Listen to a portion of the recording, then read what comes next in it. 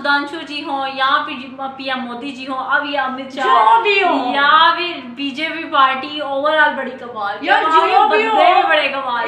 दोस्तों, mixed react की एक और नया वीडियो में आपका स्वागत है। आज हम देखने वाले हैं मोटा भाई अमित शाह की thug life mixed reactions. Video अच्छा लगे तो एक छोटा सा लाइक और शेयर सब्सक्राइब जरूर करें।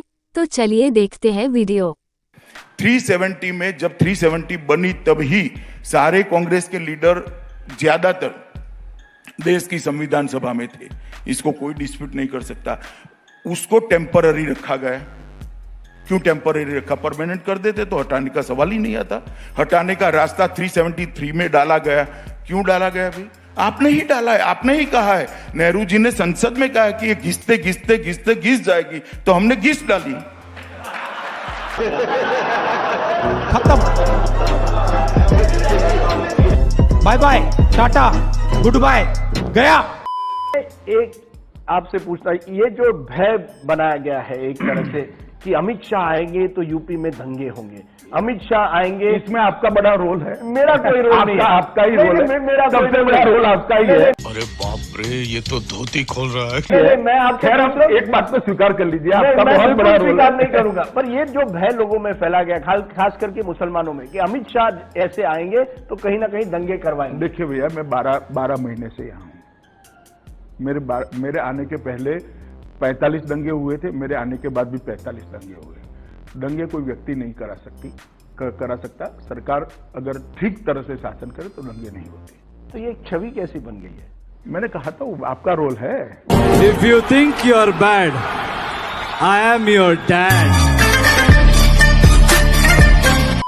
अमित शाह जी, ऐसा लग रहा है कि जब से आप गृह मंत्री बने हैं, आप बड़ी जल्दी में बड़े बड़े फैसले आप एक के बाद एक ले रहे हैं। क्या ये हकीकत है? क्योंकि होम मिनिस्टर बने आपको 6 ही महीने हुए, इतने बड़े बड़े फैसले आपने ले लिए। कहां जल्दी करे भैया? कहां जल्दी करे? 70 साल हो गए। 70 साल हो गए जी, कहां जल्दी करा? 70 साल चले गए, जल्दी क्या करा? हम तो 1950 से कहते थे हम 370 को हटा देंगे।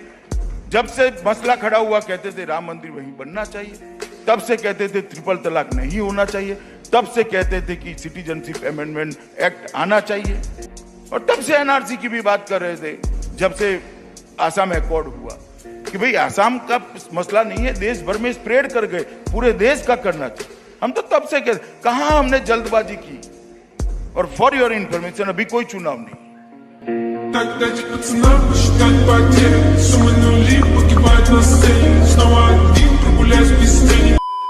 इसकी गर्ज ऐसी है कि मेरा सीट नंबर 462 है और 461 में माननीय श्री फारूक अब्दुल्ला जी बैठते हैं और वो जम्मू कश्मीर से चुन के आए हैं और उनकी आवाज़ ही आज सुनाई नहीं दे रही है। एक्चुअली आप मुझे पूछे तो ये हमेशा हिस्ट्री में एक अधूरा डिबेट रहेगा। श्योर। मैं सदन को अवगत कराना चाहता हूं, फारूक अब्दुल्ला जी को ना डिटेन किया गया है, ना अरेस्ट किया गया है, अपनी मर्जी से अपने घर पर है।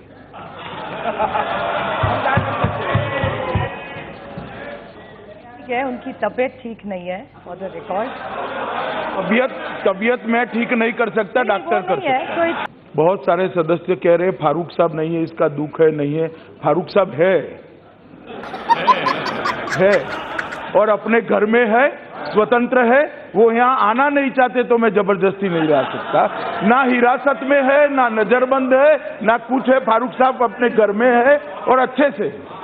With democratically elected political leaders, including 2 former MPs, 2 former CMs of the state, Omar Abdullah and Mehbooba Mufti, under arrest, and the whereabouts of our own colleague, Dr. Farooq Abdullah, unclear. We still need to know where he is. He has not... in bar clear करना मान्य सब अध्यक्ष जी, मैं फिर से एक बार clear करना चाहता हूँ। एक सेकंड। मैंने 3 बार क्लियर किया, मगर बार बार ऑपोजिशन ने मुद्दा कह रहा है फारूक अब्दुल्ला जी अपने घर में है, ना हाउस अरेस्ट है, ना डिटेंशन में है, तबीयत भी अच्छी है और मौज मस्ती में है। आप जरा बात कर लीजिए।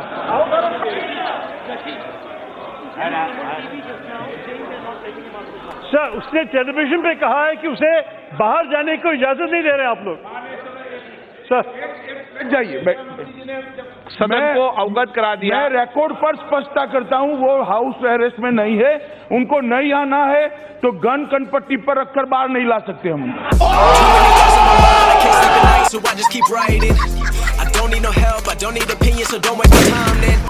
आपने कहा कि अब देश में सुनामी है। आप वाकई मानते हैं कि देश में सुनामी है? जी, आप मानते हैं, क्योंकि सुनामी का अर्थ ये भी होता है कि सुनामी के बाद डिस्ट्रक्शन भी बहुत होता है। हाँ, तो और पार्टियों का होगा ही, क्योंकि अब तक आप वेव कह रहे थे, अब वेव के बाद आप सुनामी कहने लगे। हमारी विरोधी पार्टियों का होगा, देखिए बड़ा नुकसान होगा।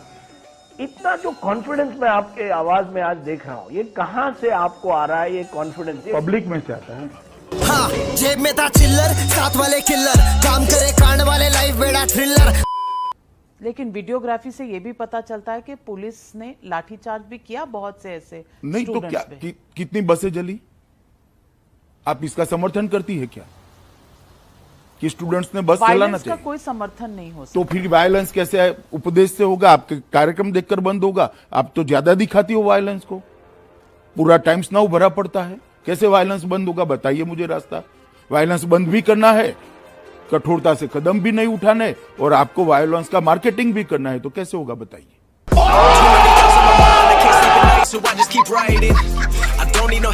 गजब बेइज्जती है। अब से 20 या 30 साल पहले बांग्लादेश से दो परिवार आसाम में आए।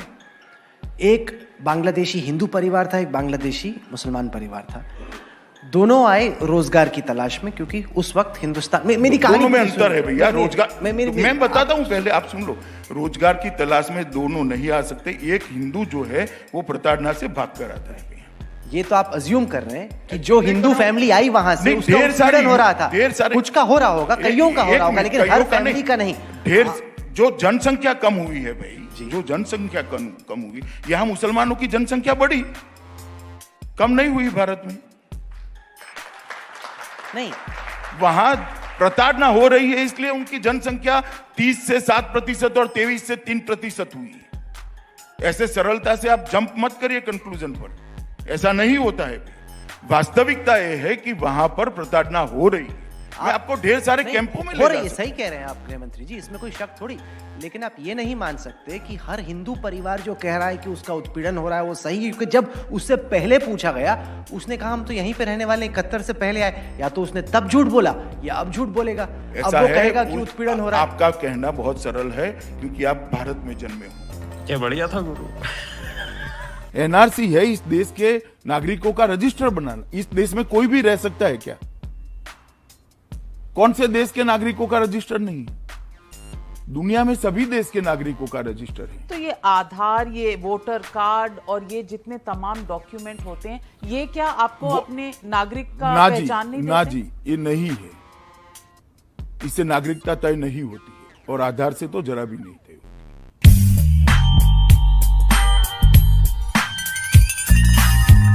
मजा आया। तो कैसी लगी आपको ये वीडियो? यार बहुत ही मतलब सैवेज है यार, सैवेज रिप्लाई दिए। और वो जो उसको दिए है ना रिप्लाई, वो जो ये लेडी को, ओहो दंगा कैसे रुकवाए भाई। मिठाई थोड़ी बांट सकते हैं यार, सही मुंह पे जवाब। हाँ मुंह पे। किसी भी वेरिफिकेशन के लिए, डॉक्यूमेंटेशन के लिए इस टाइप के डॉक्यूमेंट इजीली फेक बन जाते हैं, और बहुत सारे लोग बना के बैठते भी हैं इन सारी चीज़ों को। तो इट डजंट प्रूव कि लाइक आपकी परमानेंट, आप यहाँ से इसी कंट्री से बिलोंग करते हो, इसी ज़मीन से बिलोंग करते हो। ऑब्वियसली आप अगर इमिग्रेंट आए हो तो आपके पास कुछ ना कुछ तो होगा। ये बहुत सही किया। As a interior minister, home minister, या जो भी कहें आप कहें, हम वज़ीर दाखिला कहते हैं इनको। तो देखें, आपने अगर कंट्री में डेकोरम मेंटेन करना है तो आपको सख्त फैसले करने पड़ेंगे। और ख़ास तौर पे जो एनआरसी की बात है, मेरे ख्याल में हम बैठ के ना, दूर बैठ के हम कह रहे हैं कि ये जनाब मीडिया और बाकी सब कि ये नहीं होना चाहिए। आप कैसे आप कौन होते हैं तय करने वाले? वो 25 साल से वहाँ रह रहे, वो 30 साल से रह रहे। अरे सर, बात ये है कि देखें, मुस्लिम्स हों या हिंदूज़ हों या क्रिश्चियंस हों, आपके पास रिकॉर्ड तो होना चाहिए ना, ये हमारा सिटीज़न है भी कि नहीं। अब जैसे फॉर एग्जांपल पाकिस्तान को ले लें, पाकिस्तान में अफ़गान महाजिर आए, इमिग्रेंट्स आए, और इमिग्रेंट्स ने जो है ना यहाँ पे पनाह ली कि जनाब वो अफ़गान तालिबान है, जंग हो रहा है, व्हाट्सएवर, और हमने भी उन्हें जगह प्रोवाइड की। अब वो अफ़गान बार 20 साल चल पड़ा यार, 20 साल में उनके बच्चों के भी बच्चे हो गए।